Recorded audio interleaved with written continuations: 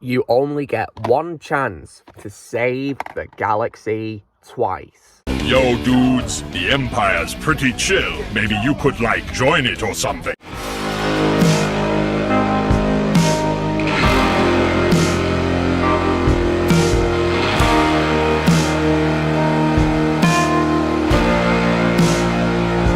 Hey everyone, Lucamus Prime here, so it is time for another review in my marathon of the Marvel Cinematic Universe's Infinity Saga, and today I'm going to be reviewing what is of course the overall the 15th installment of the MCU's Infinity Saga, and the sequel to one of my favourite films in the saga, and this is the second installment to feature a team, and this film of course is in honour of 2017's Guardians of the Galaxy Volume 2.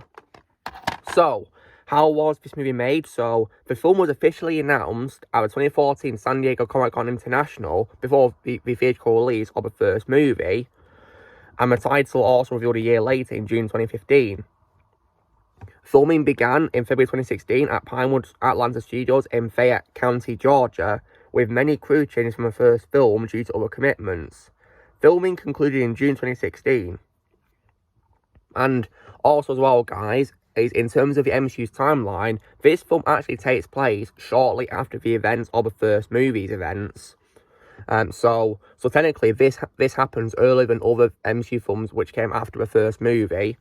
So yeah, that's how the timeline works, and this was done to explore the character's new role as the Guardians and to follow the storyline of Peter Quill's father established from that previous movie. And it was confirmed that Kurt Russell will be portraying Peter Quill's father, and that would of course be Ego Living Planet, but unfortunately that was a big departure from the comics. The film premiered in Tokyo on April 10, 2017, and was released in the United States on May 5, 2017, as part of Phase 3 of the MCU.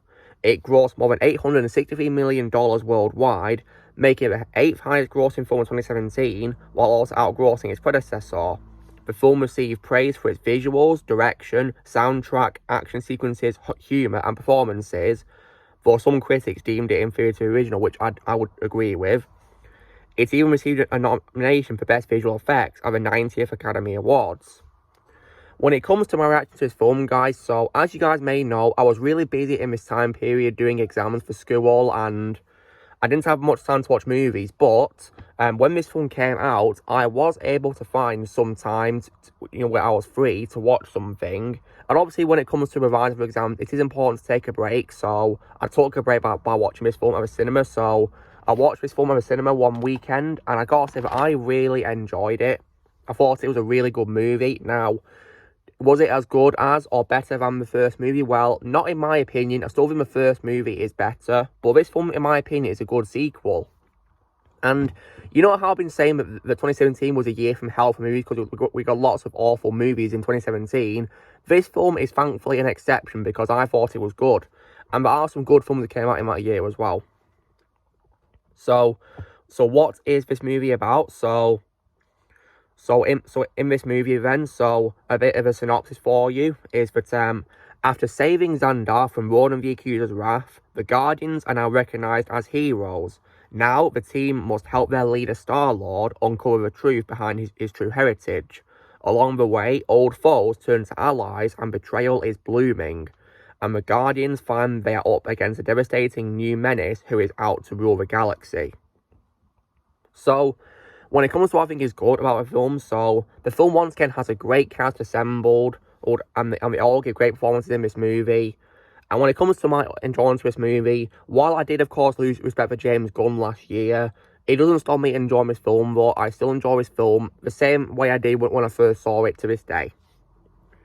So when it comes to the cast then, so Chris Pratt, who is an absolute legend, great actor, and he returns in this as Star-Lord and gives a great performance once again. And I definitely think the idea of this film being about Star-Lord looking for his father was definitely a good idea for Chris Pratt himself, because sadly, a few years ago before this film came out, he lost his father, so yeah, rest in peace to his father. So I like how this film was about Star-Lord uncovering his heritage, really, as a bit like a father-son story. And it helped Chris Pratt get over the loss of his father, so yeah. And he gave a great performance in this movie. And Zoe Saldana was also great once again, returning as Gamora.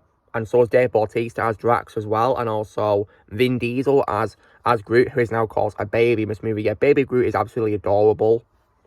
And I think Vin Diesel did a very good job of playing him in this. And as a fun fact as well, guys, this Groot in the film is not the same Groot from the first movie. It's his son. So this sadly confirms that the Groot in the first film did unfortunately die. But in this film, of course, Groot is back as his son.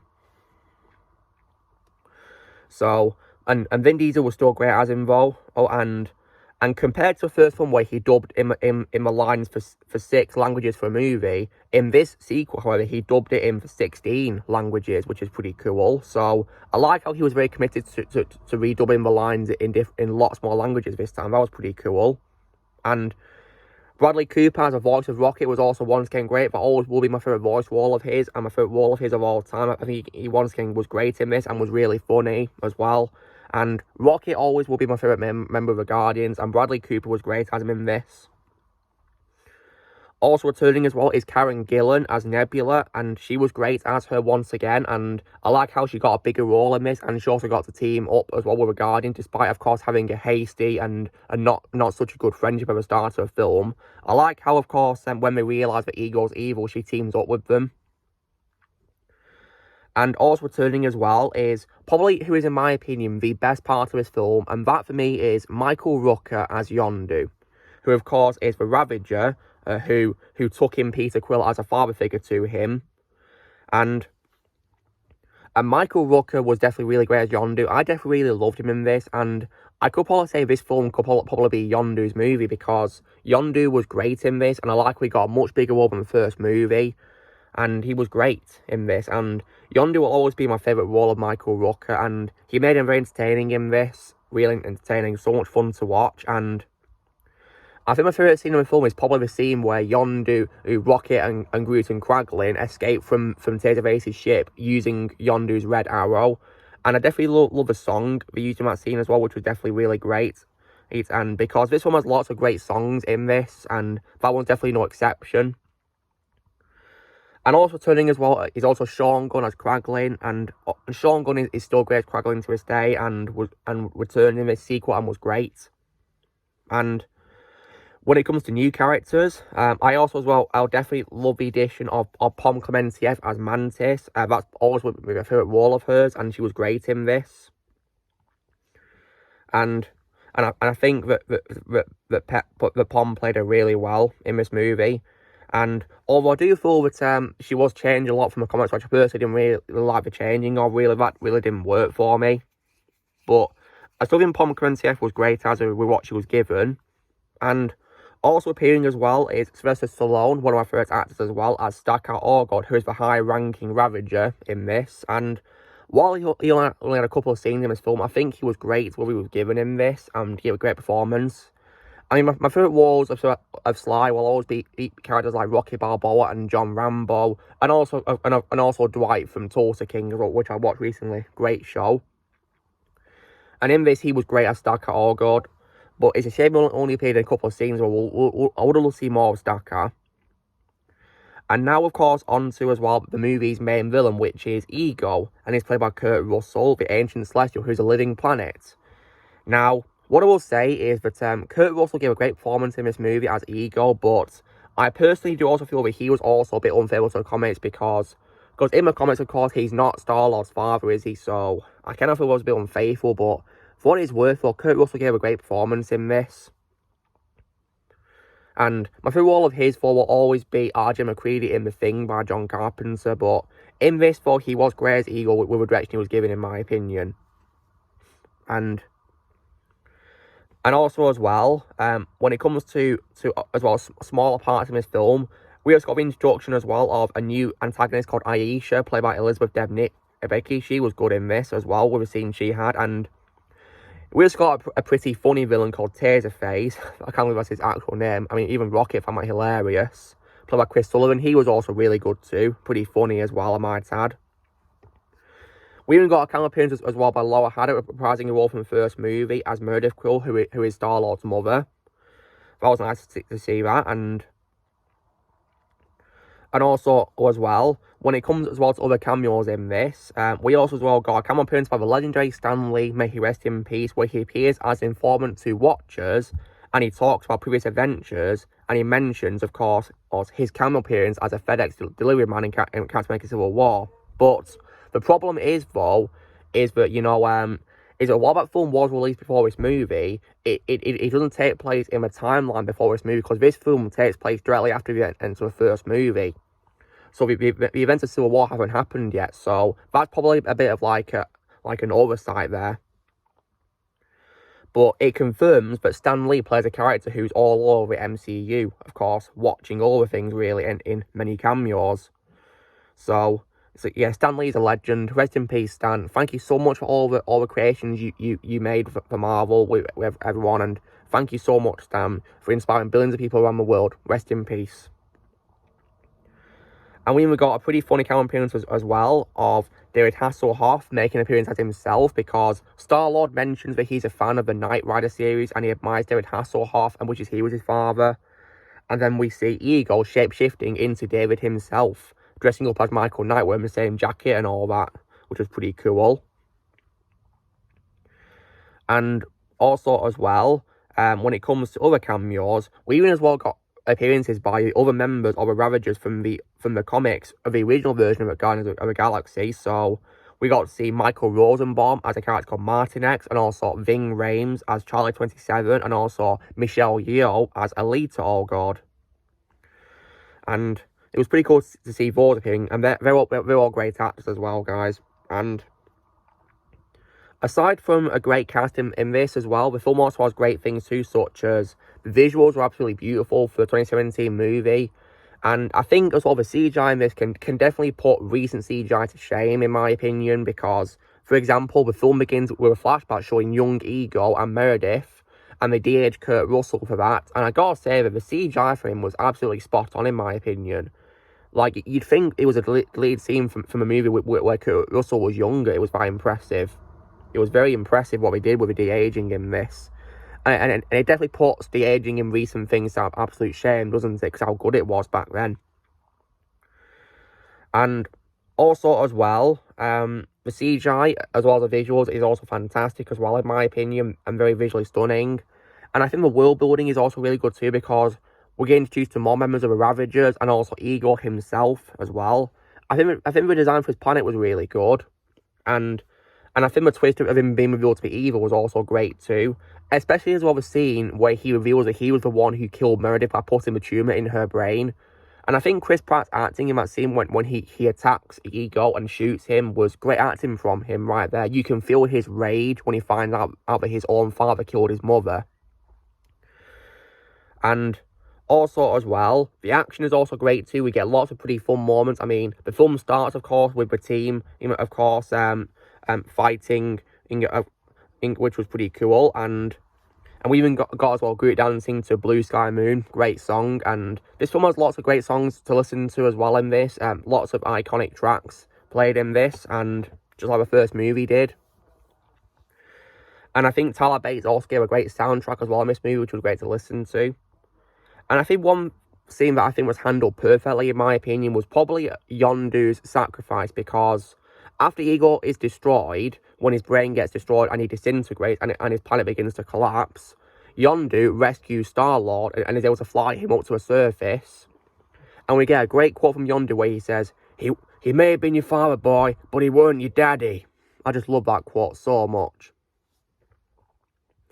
I think it's true to a case that Yondu is probably the true father that Star-Lord ever had, in my opinion. In my opinion, he's the true father of Star-Lord right there, because he was able to save him, and of course he sacrificed himself by putting, of course, the protective suit onto Star-Lord while taking off his own. And then when they get into space, unfortunately, Yondu succumbs to the vacuum of space, and the music in that scene was heartbreaking. And I do also as well think Chris Pratt's acting in that scene was also phenomenal, and the way he's screaming in horror at his father dying, it's just really sad, isn't it? Yeah, because Yondu was probably the character he looks up to as a true father, and it was very emotional, very sad, and it's actually very tear-jerking as well, in my opinion. especially because of the music. But Yondu, of course, sacrificed himself to save, who would be his true son, of course. Because Ego is anything but a father because of the truth about how much of a villain he is, really. And then, of course, after that, Ravager has realised, of course, that Yondu is a hero, and they consider him to be a true Ravager after that sacrifice. And he gets given a funeral with respect. So, yeah, that was definitely a very emotional scene, in my opinion, and definitely as well, very sad, in my opinion. I think I remember getting pretty tearful when I saw it at cinema, because it was very sad. But Yondu was a great character in this. In my opinion, my favourite part of the movie. And so that's the film, guys. I think it's great and it's a lot of fun to watch. But there are some bad qualities I do have, which is why I do play the first movie. So when it comes to Ego, while I did love Kurosawa's performance in this, I kind of feel it was not really a good idea to make him be Star-Lord's father, because it's unfavorable to the comics, and also changing around Mantis as well, in my opinion, didn't really work either, to be honest. Because in the comics, of course, I think she's actually a human who learns her skills on Kree, of course, with the Kree themselves. But apparently that was changed around so that Star-Lord could be the only human in the movie. But I think we should have been more filled to the comics, if I'm to be completely honest. And I do also wish we got more of Starkar Orgord as well in this, more screen time for him, because I really liked him. But it's a shame he only had 2 scenes in this, because he appears, of course, at the start where he's arguing with Yondu, then he appears at the end for his funeral. So yeah, I wish he had more screen time in this. But nonetheless, though, while it may be, in my opinion, weaker than the previous movie, I think Guardians of the Galaxy Volume 2 is still a lot of fun to watch, and it's a great blast to watch to this day, because I rewatched my Blu-ray of it last night, and it was a lot of fun once again.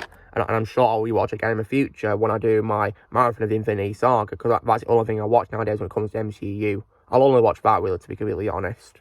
So, if I was to give it a score out of 10, guys, well, to this day, I give Guardians of the Galaxy Volume 2 a very solid score of 8 out of 10. So, yeah. So, guys, this is me doing my review, of course, for Guardians of the Galaxy Volume 2. So, you know the drill, guys. Be sure to give this video a like. Also, be sure to let us know in the comments what you guys think of Guardians of the Galaxy Volume 2. If you've seen it, comment what you think of it. Also, be sure to join Team Prime by pressing subscribe if videos come in the future. If you'd like to be a member, you can join your Peace Lads or Kill Description, and I'll see you all later.